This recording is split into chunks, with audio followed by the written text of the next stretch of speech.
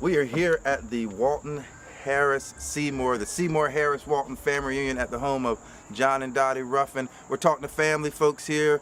We're enjoying this Labor Day weekend. We're here with brother Jamal Headen. How are you this afternoon? I'm doing well, and you? We're doing well, man. We're doing well. We're grabbing family people. We're talking. We're sending messages out to the youth, to the family. First of all, tell us who you are, how you relate to these folks, and tell us what you do. Okay, so I'm Jamal Headen. I'm related. Well, my father, Charles Raymond Headen, is cousin of Johnny, and I'm in the Navy now, going on 24 years. In September 8th, actually, be 24 years. Wow. Yeah. You don't look old enough to be in anything 24 years, bro. I just want to say that. Oh well, thank you. So tell us, what's your rank in the Navy? I'm an 03. Okay, and that means what to That is a layman lieutenant. terms? That is a lieutenant. All right. I think for most people that would be a captain in the Army, the Air Force, and the Marines. All right, so if I'm a young man, young woman, I'm in high school, maybe in college, and I'm thinking about going into the military services, what would you share with me? Well, I would share that although I know the military is not for everyone, anything that you go into is what you make of it.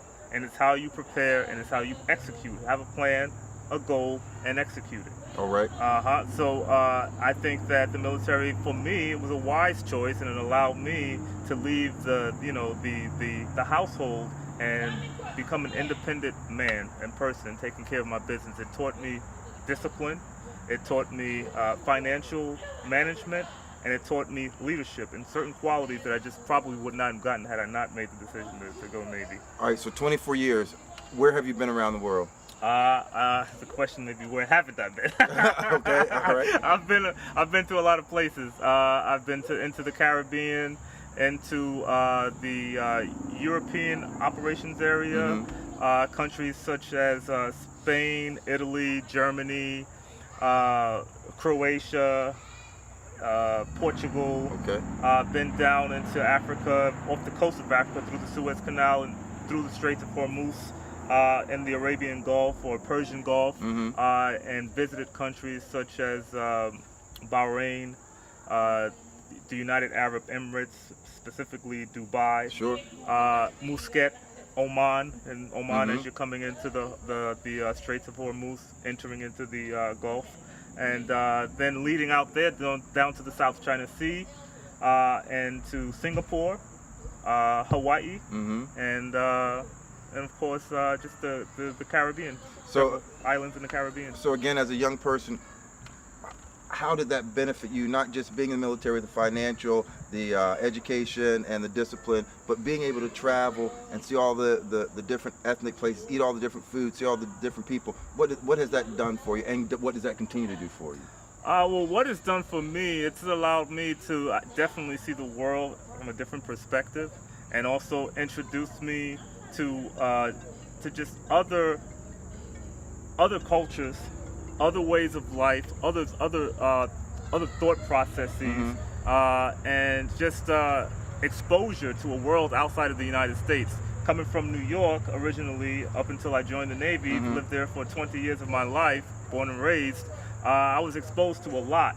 But it just kind of, the Navy, what it did for me and all the travels that I've done is just exposed me to even more and more intimate exposure to other cultures. I'm going to bring it to, I heard you say you grew up in New York, you got some roots here in North Carolina. I'm going to bring it home and mention a topic that's been nationwide, but definitely for here in North Carolina, it's been something very specific we've been looking at, and that is the concept of statues and statues coming down and what statues mean. And they took down a statue in Durham a few weeks ago.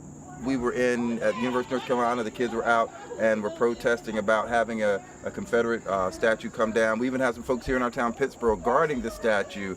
And knowing that one can't legislate or dictate morality and ethics, personally, as an African American male, as a military person, how do you feel about the statues? Well, that's a delicate topic, and those statues, for those of us that come from descendants of slaves in this country, it kind of, what I see is that it's hard for a person who is not of that that background and have and it's not, their family did not go through that history. It's kind of hard for them to understand. For me, what I get from it is that it's a constant reminder of what that Civil War was fought for, what what the United States actually went into Civil War for, what that break off of the Confederate States from the Union meant, and also why those who want to preserve it are being insensitive to what that constant reminder is, as we see these statues of what that Civil War was for, and that was to maintain slavery and expand it to the West. Well, when I look at the statues and talk to people, there are many different opinions about it, but our tagline for TaJTalk.com is to discuss, define, and deliver. Without the discussion, we cannot find the definition of whatever the issues are, and we cannot bring the deliverables to the table so that we can move forward and progress. Cousin Jamal Headen, we appreciate you. It's my pleasure to meet you again, second year in a row here at the family reunion. TaJTalk.com, Seymour Harris, Walton family reunion. We'll see you soon. Thank you, brother. All right, appreciate thank you.